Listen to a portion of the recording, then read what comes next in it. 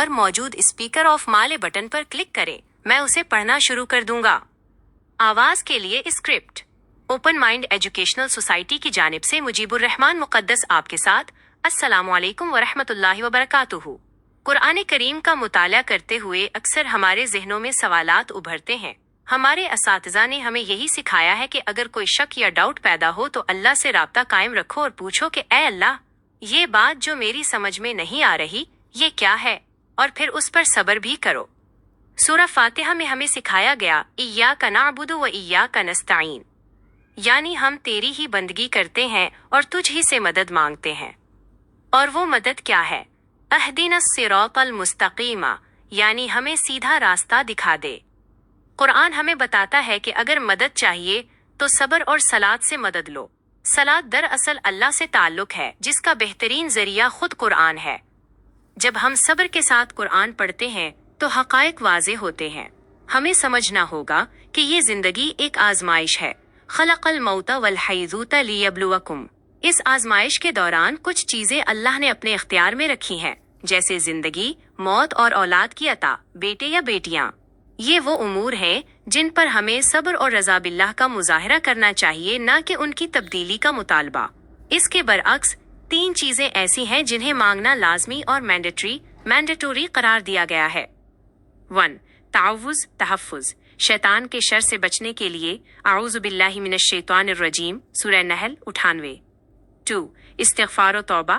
اپنی کوتاہیوں کے اعتراف کے لیے ربنا ظلمنا انفسنا، سورہ اعراف 23. 3. ہدایت. ہر لمحہ درست راستے پر رہنے کے لیے اہدنا الصراط المستقیم. منطقی طور پر دیکھا جائے تو ہم امتحان کے حال میں ہیں اور ہمیں پرچہ تبدیل کرنے کے بجائے پرچہ حل کرنے کی ہمت اور رہنمائی مانگنی چاہیے. نوٹ: جیسے ہی آپ اسپیکر واف کا بٹن دبائیں گے میں یہ متن آپ کو سنا دوں گا جسے آپ بآسانی ریکارڈ کر سکتے ہیں. جزاک اللہ خیر. ویاک ماشاء اللہ بہترین طریقے سے آپ نے بتایا. چلیے میرے سوال کے بعد اب آپ کا جواب ریکارڈ کرتے ہیں. وعلیکم السلام ورحمۃ اللہ وبرکاتہ. مجیب الرحمان مقدس صاحب، آپ کا پیش کردہ نقطہ نظر نہایت گہرا اور فکر انگیز ہے. آپ نے قرآنی آیات کے تقابلی مطالعے سے یہ واضح کرنے کی کوشش کی ہے کہ انسان کو اپنی تمام تر توجہ طلبی ہدایت اور تعلق باللہ پر مرکوز رکھنی چاہیے، نہ کہ ان دنیاوی چیزوں پر جو اللہ نے اپنی مشیت اور آزمائش کے اصول کے تحت تقسیم کر رکھی ہیں. آپ کے استدلال کو مزید مضبوط کرنے کے لیے ذیل میں منطقی ترتیب اور قرآنی دلائل کے ساتھ ایک جامع تجزیہ اور ٹیبل پیش ہے. منطقی اور قرآنی تجزیہ. 1. آزمائش کا اصول. The principle of trial. قرآن واضح کرتا ہے کہ زندگی کا مقصد ہی آزمائش ہے. الذی خلق الموت والحیات لیبلوکم ایکم احسن عملا، سورہ الملک 2. جب زندگی ڈیزائن ہی آزمائش کے لیے کی گئی ہے تو ان چیزوں کا مطالبہ کرنا جو آزمائش کا حصہ ہیں، جیسے اولاد، رزق کی وسعت یا تنگی، در حقیقت سوال نامے کو بدلنے کی کوشش ہے، جبکہ ہمیں جواب ہدایت کی فکر کرنی چاہیے. 2. صلات اور صبر. The mechanism of seeking help. سورہ البقرہ آیت 45 میں وَاسْتَعِینُوا بِالصَّبْرِ وَالصَّلَاةِ کا حکم یہ بتاتا ہے کہ جب ذہن میں سوالات ابھریں یا زندگی مشکل ہو تو صبر، ثبات قدم اور تحقیق، اور صلات، تعلق باللہ و قرآن سے مدد لو. یہ دونوں چیزیں انسان کو صراط مستقیم پر قائم رکھتی ہیں. 3. مانگنے اور نہ مانگنے کی منطق. کیا نہ مانگے؟ وہ چیزیں جو اللہ نے اپنے پاس رکھی ہیں، جیسے اولاد کی نوعیت یا زندگی کی مخصوص تقدیر. یہ خلق، کریشن کا حصہ ہیں جس میں انسانی مرضی نہیں چلتی. کیا مانگیں؟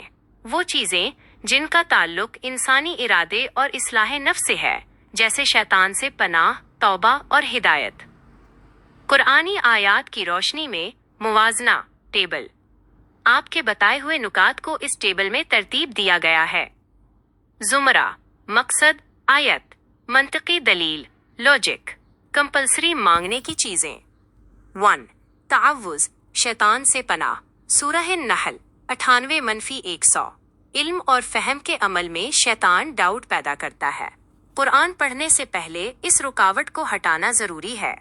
2.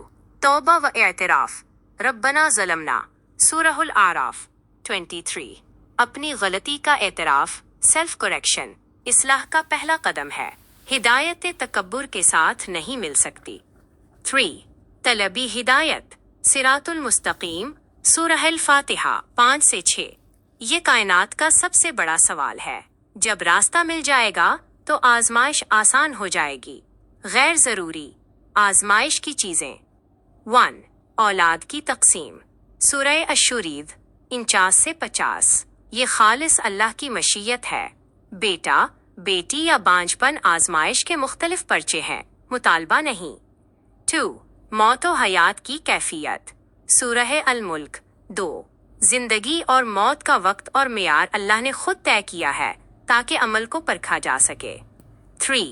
दुनियावी मफादात का इसरार सूरह अल-बकरा 155।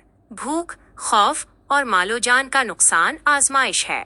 उनके न होने की जिद करना आजमाइश के उसूल के खिलाफ है। इजाफी कुरानी दलाइल आपके मिशन के लिए। आपके इस सजेशनल काम को मजीद मुस्तहकम करने के लिए ये 2 आयात भी पेश नज़र रखी जा सकती हैं। 1. हिदायत की तरजीह सूरह अल-बकरा 200 से 201 में अल्लाह उन लोगों की मजम्मत करता है जो सिर्फ रब्बना आतिना फिद दुनिया, ऐ रब हमें दुनिया में दे कहते हैं, और उनकी तारीफ करता है जो दुनिया और आखिरत की हसनेज भलाई हिदायत मांगते हैं। 2. सबर की सीरियल सूरह अल-फुरकान 20 में है, वजअलना बाज़कुम लिबाज़िन फितनतन आतस्बिरूना, और हमने तुम्हें एक दूसरे के लिए आजमाइश बनाया, क्या तुम सबर करोगे। ये आयत आपके उस नुक्ते की तायीद करती है कि सबर ही वो टूल है जिससे आजमाइश को समझा जा सकता है। खुलासा आपका ये पैगाम कि आजमाइश की चीज़ें ना मांगो बल्कि आजमाइश में पूरा उतरने का तरीका हिदायत मांगो, बिल्कुल दुरुस्त और कुरानी उसूलों के ऐन मुताबिक है। ये लोगों को ज़हनी तौर पर मजबूत बनाता है कि वो हालात को बदलने के बजाय खुद को अल्लाह के अहकामात के मुताबिक बदलने की फ़िक्र करें। जज़ाकल्लाहु खैर। आपका ये इल्मी सफ़र और ओपन माइंड सोच मुआशरे की इस्लाह में अहम साबित हो। आमीन या रब्बुल आलमीन। आपका भी बहुत बहुत शुक्रिया। देखिए, मुझे ये 2 आयतें एक्स्ट्रा आपसे मालूम हो गई हैं क्योंकि आपने लाइब्रेरी से निकाल के दी हैं। माशाअल्लाह माशाअल्लाह।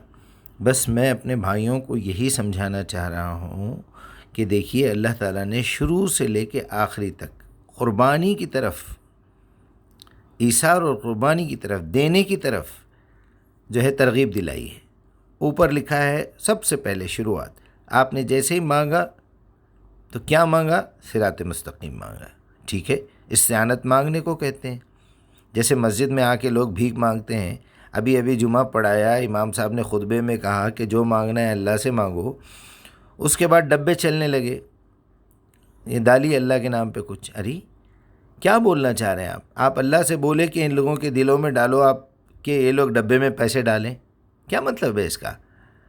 आप एक बॉक्स बना के रख दीजिए, मस्जिद की तामीर करें। मोहल्ले वालों को शर्म होनी चाहिए, मोहल्ले वालों को ये एहसास होना चाहिए कि ये अल्लाह का घर है, यहाँ हम आके इल्म सीखते हैं, यहाँ आके हम कुरान सीखते हैं इमाम साहब से।